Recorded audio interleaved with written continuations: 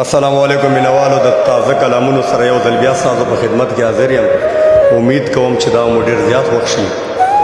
وایي د خوږې مور په سبب یې راکوي بلا رزق د چیره به راکوي. د بېمانه سړي غاړه بیخي نه اخلم که هر څومره په ادب یې راکوي. مننه مننه. دا غزل د ټولو مینوالو ته ډالۍ وي. یو یې مرید او بل یې پیر پیدا کو، یو یې غریب بل یې امیر پیدا کو.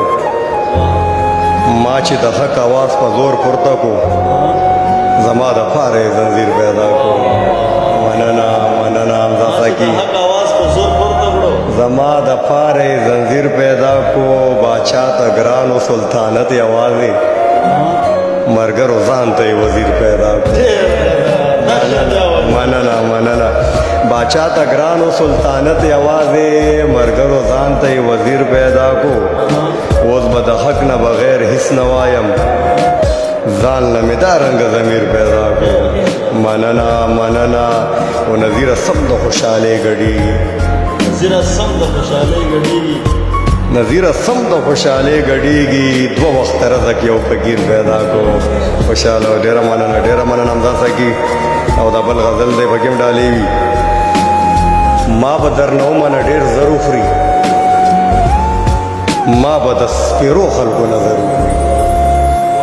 ما به درنه ومنه ډېر زر وخوري او ما به د سپېرو خلکو نظر وخوري. دا چې په هر چا باندې باور کوي، خپله به هوښیار شي چې ډغر وخوري. مننه مننه. او دا چې په هر چا باندې باور کوي، خپله به هوښیار شي چې ډغر وخوري. او مګر د ګرمۍ کې لیونۍ جینۍ، دغه سپین پوټکی به دې لمر وخوري. مننه مننه مننه. او دا سړی قسم د بندیوان ښه دی، او دا سړی قسم د بندیوان ښه دی.